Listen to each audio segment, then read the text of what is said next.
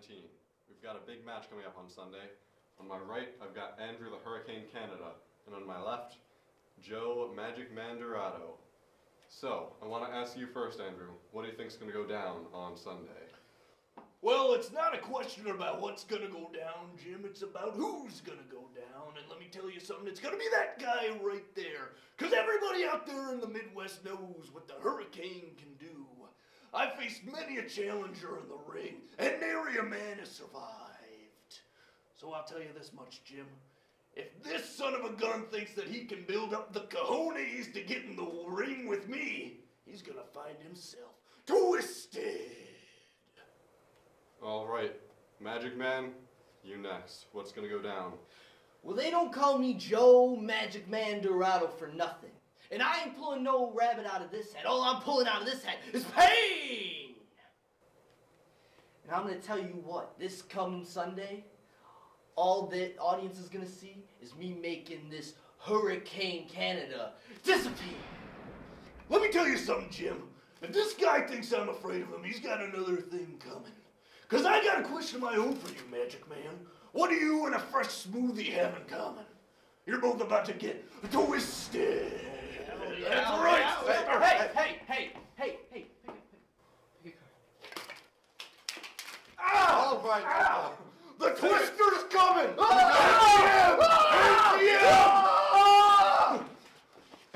Save it for Sunday. We'll make it disappear!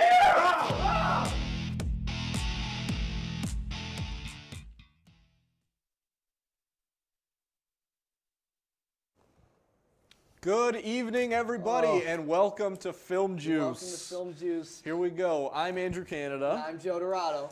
Let's get right into it. Our Yeah. first movie this week that we saw was Fighting with My Family. Yeah. Written and directed by Stephen Merchant. Very funny guy who was on the British version of The Office. He had his own show on HBO for a while. Very, very funny dude. It's based on a true story about a family of wrestlers, focusing mainly on the daughter, Paige. Superstar Paige. Superstar Paige. That's her wrestling name, and sort of how she gets into the wrestling business despite her brother not being involved, and how that sort of changes the family dynamic. And it's an incredibly interesting story. It's kind of a unique take on the showbiz story that you've seen many a time. Mm-hmm. Joe, why don't you start us off here? Yeah, well, first thing I want to hit off on is it's a very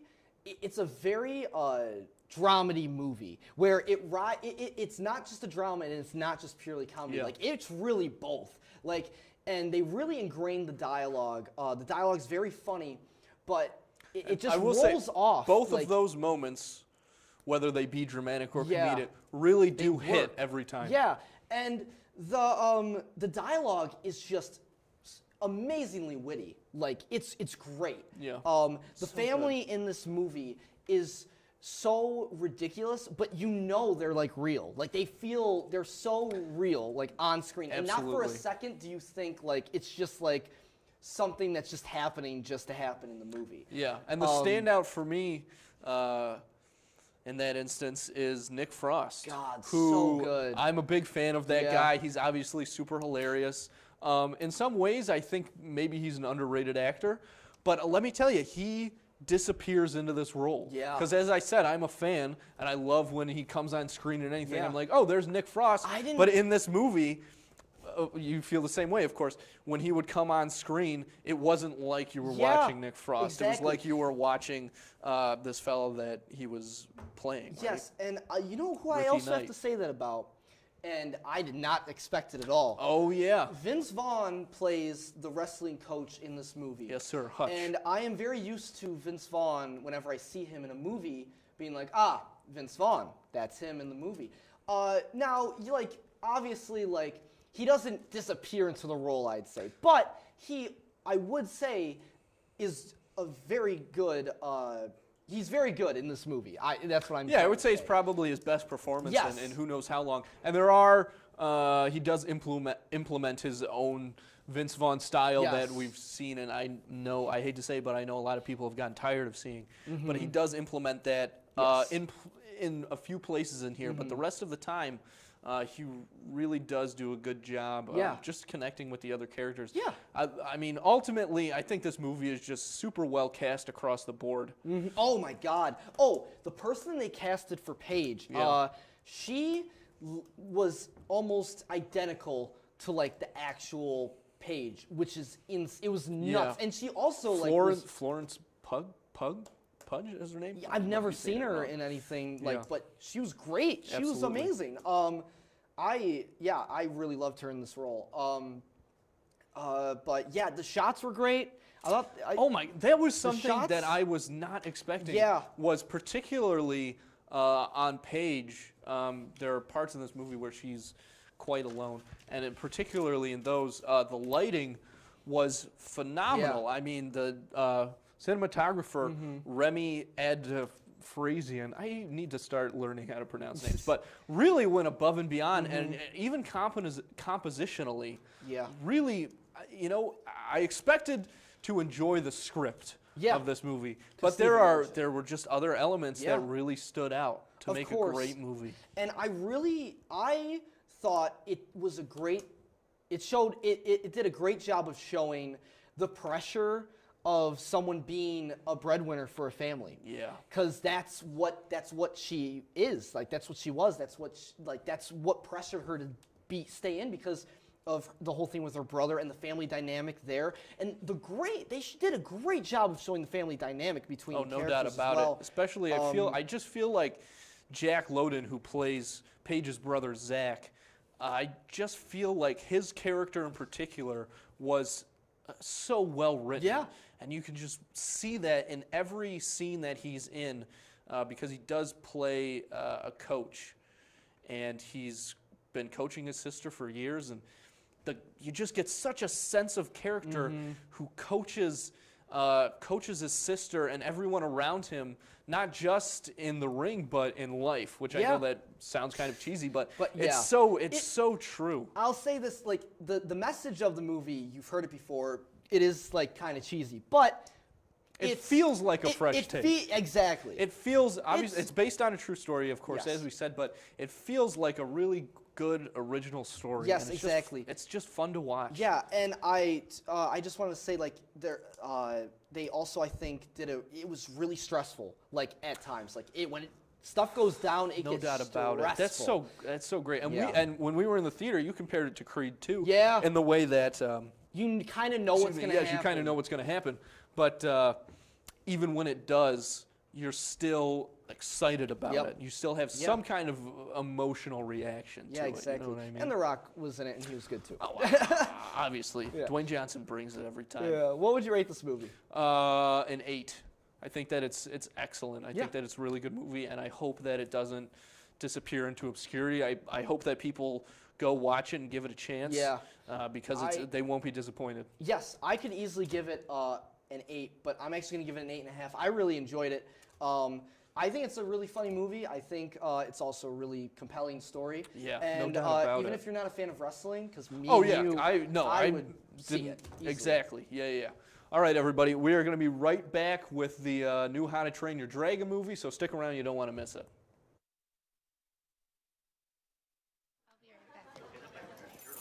Hi. You think you're probably sober? Yeah. But you're thinking about taking the back roads home, just in case. If you're probably sober, then why would you do that?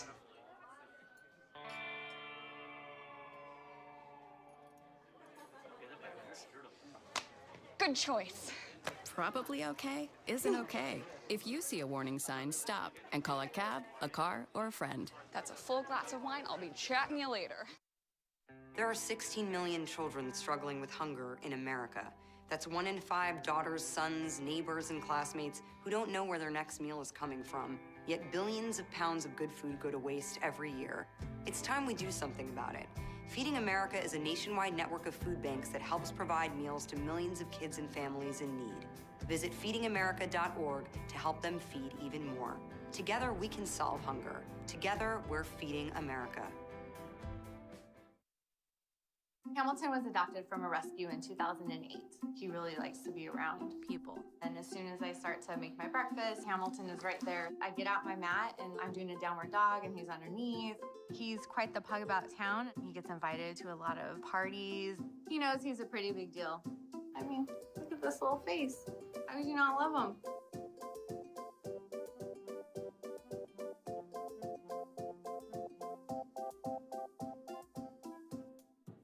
It's me, Artie. Come see what I collected from the creative galaxy in my idea box. Transform your world. Will you help me make art?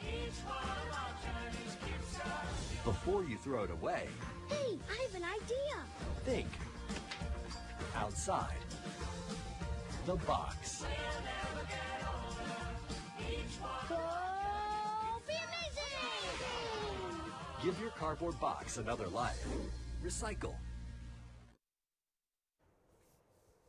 Hey everybody, welcome back to Film Juice, second segment. Joe, Yeah? what do we got on the docket? What's the movie? Okay, so this movie is How to Train Your Dragon 3. The Hidden World. The Hidden World, or yeah, How to Train Your Dragon: The Hidden World. It takes place a few years after the second movie, and basically it focuses around the duo Toothless and Hiccup, and they're basically rescuing dragons. And there's a new bad guy who comes out who is actually a Night Fury hunter, and he is trying to, take Toothless away and, kill him. And then also there's a new Light Fury who is this new kind of dragon that actually is the only kind that's ever been seen. And yeah, Toothless kind of develops a love interest for this dragon, this character, and that's really it. And they want to find the hidden world. That's about it. You can't get into too much with this movie without spoiling it. Sure, I think there's sure. a lot of stuff to spoil. I just want to get right into it. I Yeah. want to hear what you thought, because I'm a big fan of this trilogy. Yeah, Joe loves these movies. Yes, and He was so excited for this. And I just want to hear from someone who hasn't really has seen them, but also hasn't. Right. I've seen the other two, but I'm not like a super fan or anything. The one thing I don't take this into account when I think about these movies, but I do think that it bears mention that all of these films are based on a book series by Cressida Cowell. Yes. And the books are completely different from the movies. They are. I don't know. If I were a fan of the books, like I had some pals who read them back in the day, I'd be very upset. But they're still very good movies, right? So anyways, you touched on, I think the theme of this movie really is love. And I will say I absolutely enjoyed the character design of all of the people. Yes. And all of the dragons, of course. I mean, I can't imagine how much fun that must have been. I think it's expertly done. I love the colors in this movie as well as the second one. I think they're just exceptional. So I'll talk about the issues that I had with it. Okay. And I won't get too specific right at the beginning, but I didn't really. The first two acts of this movie I didn't find compelling at all. And I know that they had their fair share of action. They had their fair share of sentimental moments. But this movie did not even really start for me until the third act. Wow. And I think the third act is really, really great. Yeah. I think it's absolutely exceptional. I think the direction of the animation is also really, really great in this movie. They go that extra mile. Mm-hmm. What I am worried about as far as the animation is concerned is I am not sure that the animation in this movie is going to age very well. Really? Maybe for some of the main characters and whatnot, but particularly with the villain they introduce, F. Murray Abraham plays this guy, Grimmel.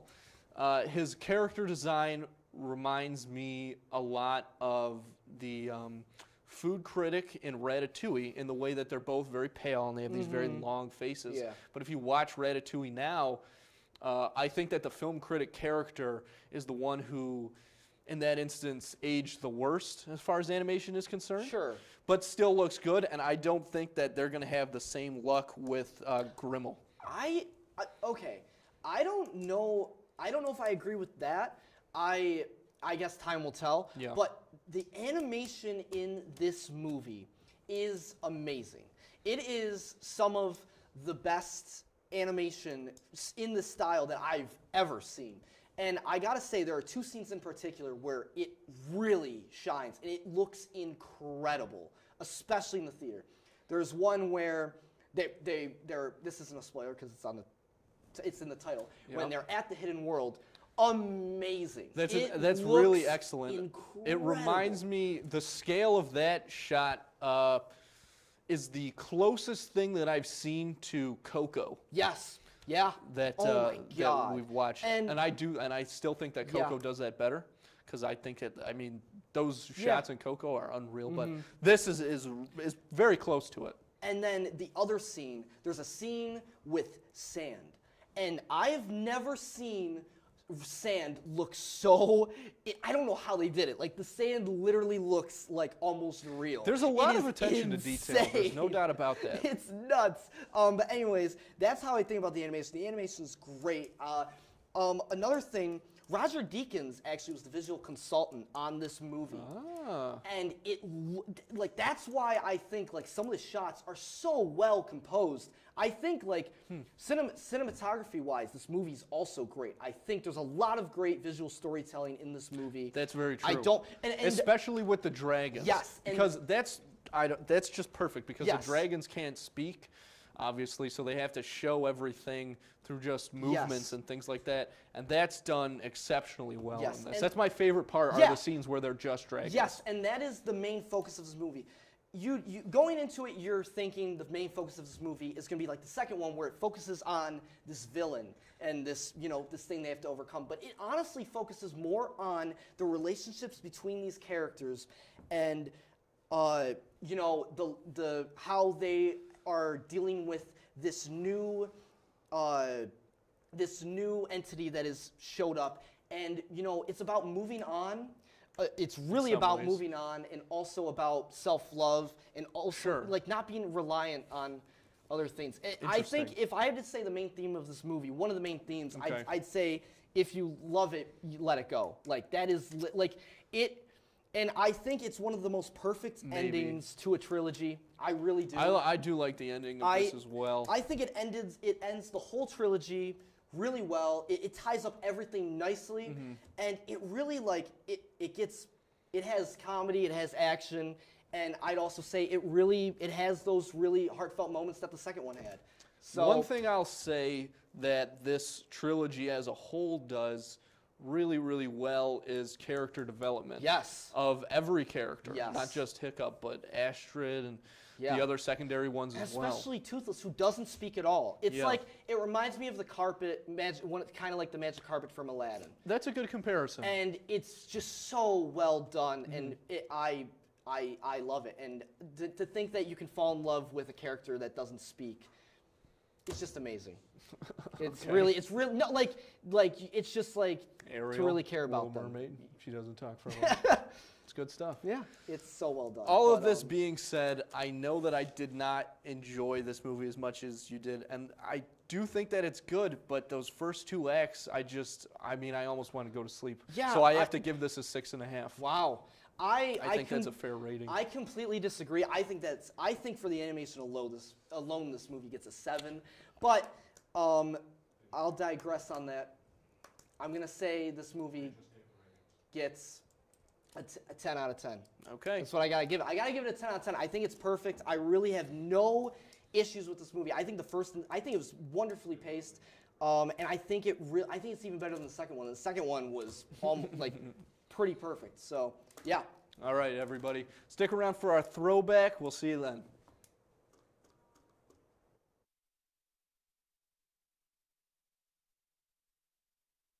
I'll be right back. Hi. You think you're probably sober? Yeah. But you're thinking about taking the back roads home, just in case. If you're probably sober, then why would you do that?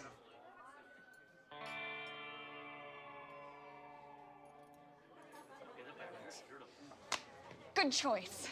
Probably okay isn't okay. If you see a warning sign, stop and call a cab, a car, or a friend. That's a full glass of wine. I'll be chatting you later.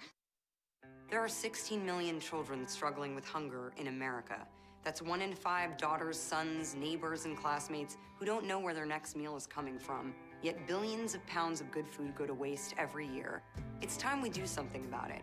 Feeding America is a nationwide network of food banks that helps provide meals to millions of kids and families in need. Visit feedingamerica.org to help them feed even more. Together, we can solve hunger. Together, we're feeding America. Hamilton was adopted from a rescue in 2008. He really likes to be around people. And as soon as I start to make my breakfast, Hamilton is right there. I get out my mat and I'm doing a downward dog and he's underneath. He's quite the pug about town. He gets invited to a lot of parties. He knows he's a pretty big deal. I mean, look at this little face. How could you not love him?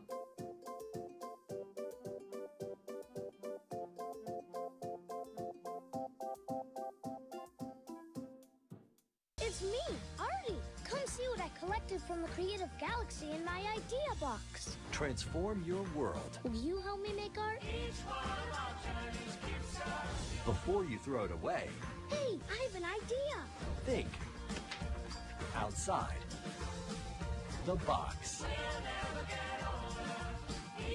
Go be amazing! Give your cardboard box another life. Recycle.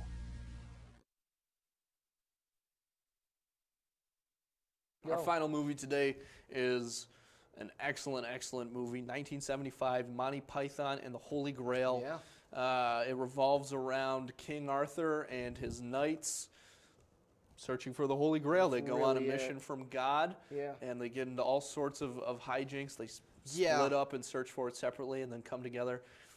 Just a phenomenal, phenomenal movie. I'll never forget the first time I saw this movie was at a friend's house when I was probably 8 or something, and I, like most everyone who's watched this, could not stop quoting it for years.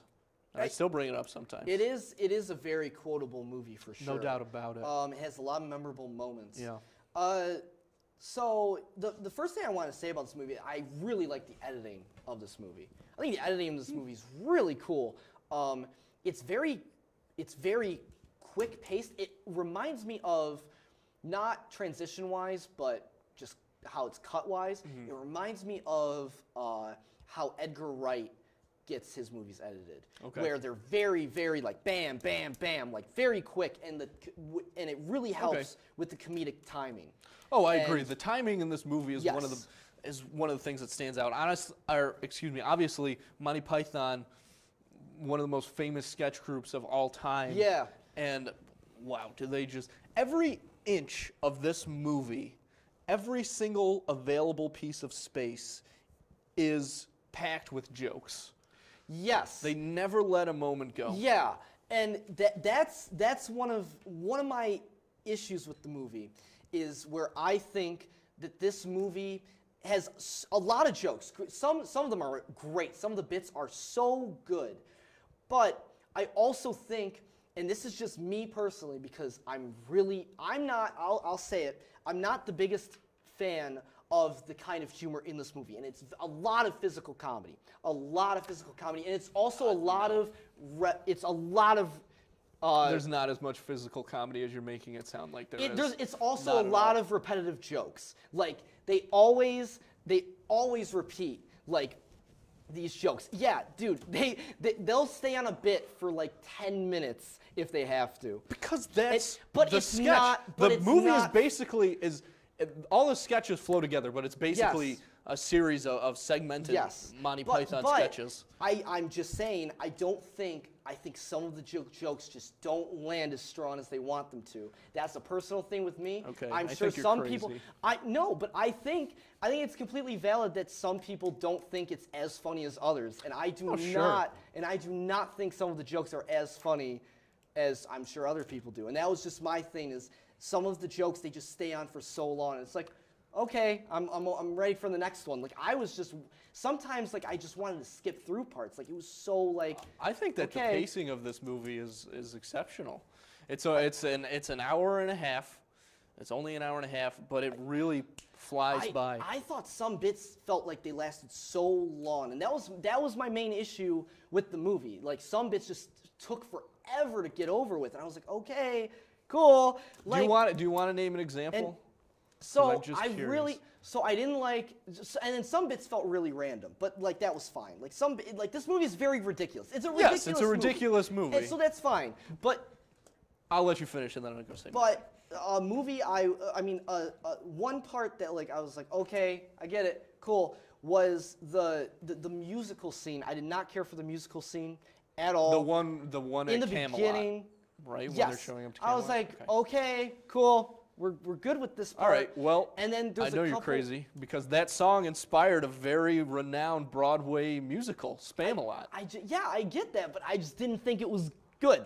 I'm just saying. But so maybe not that part, but the structure around that scene, mostly at the end, is hilarious. It's so funny. I didn't. When he just goes, on second thought, Camelot's a ridiculous place, a silly place. Let's not go there. Can I say that's another? That's so funny. I just thought of the main bit that made me think like, okay, I'm over this. It's the Sir Lancelot skit where he has to save this guy who's writing the thing. Prince Humperdinck. Whoever wants him guarded is talking to those two guards. That's scene felt like it took forever to end. They kept talking about, oh, so we're guarding the store, right?